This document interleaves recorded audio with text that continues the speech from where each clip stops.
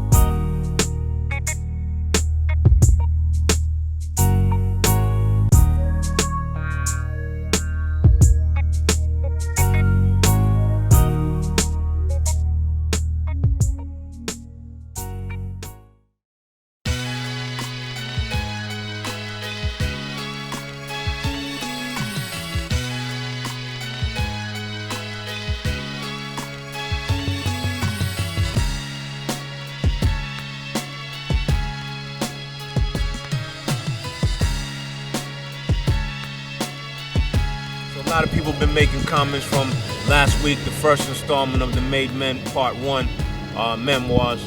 And then you got one thing about Facebook, man, and social media, that anytime you post something, you got the people that's behind their computer that like to say slick shit or like to hate on the low.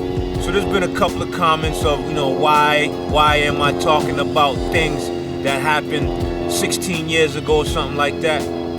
So this is for you niggas that be asking dumb shit like that. For one, I'm talking about it because I can. For two, I'm talking about it because inquiring minds still be asking me shit. Dudes still be asking me shit from about 16 years ago. Dudes be asking me shit about shit from 20 years ago.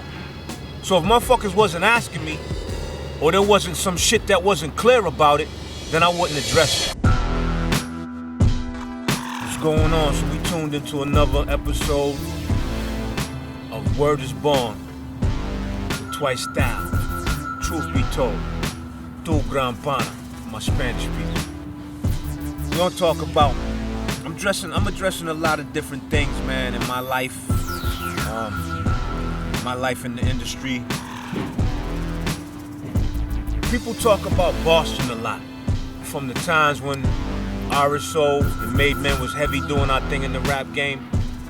People talk about Reppin Boston and who reps Boston and who don't rep Boston and who's the king of over here and who's the king of over there, who's the king of this and all of that. And sometimes people be repping Boston but be on the outskirts of Boston, and so there'd be a lot of confusion with that. So I want to clear some things up for the new people that don't know who Twice Style is. You ain't gonna know who Twice Style is unless I tell you, unless I walk these dogs and walk you through these corridors of the shit that I've been through with the groups that I've been in. So this is why this is a major part of me trying to disseminate my message. I'm not really gonna write a book. This is my book. This is my video book. And so, like I said, we want to talk about Reppin Boston. Who reps Boston?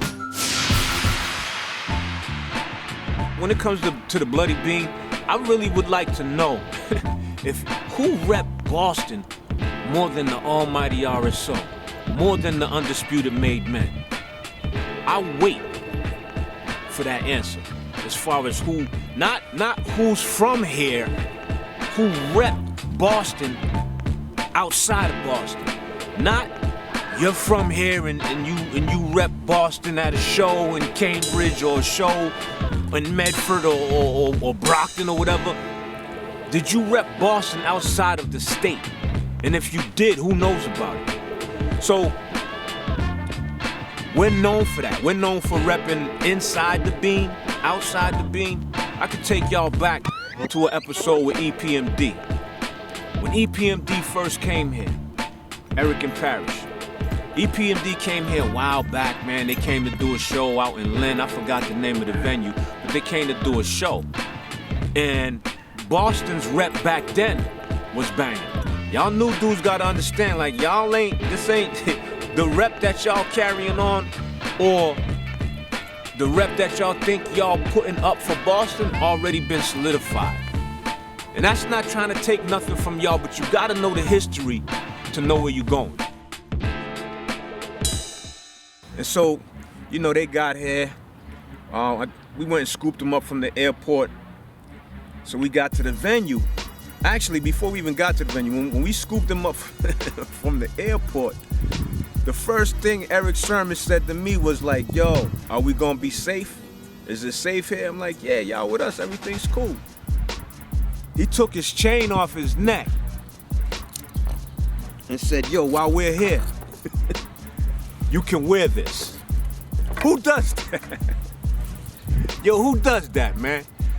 But that right there is an example of how real shit was and how them niggas didn't want to get robbed for their jewelry or whatever, man. So I was like, you want me to wear that?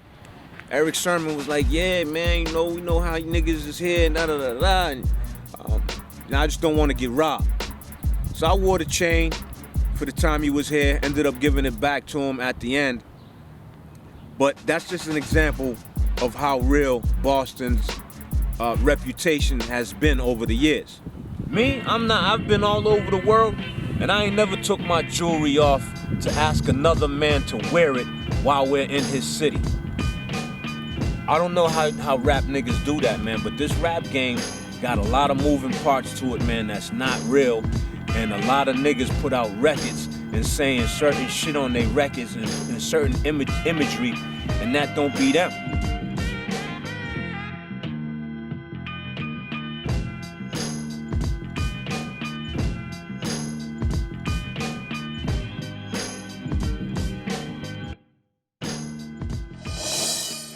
Pull out the closet for this fucking video shoot, and I'm talking about some fashion knowingly shit. You know what I mean? I'm already hyping it, because I got shit that I know, I got shit at the crib right now that I put in plastic bags for my shit, yo. I got some Bruins ties and bow ties, like I want to do some scenes rocking with some real grown man suit blazer on, yo, not just the regular, you know, Bruins hockey shirt and nigga. We about to be grown men on them, nigga. Real fly, suited up, spitting that shit.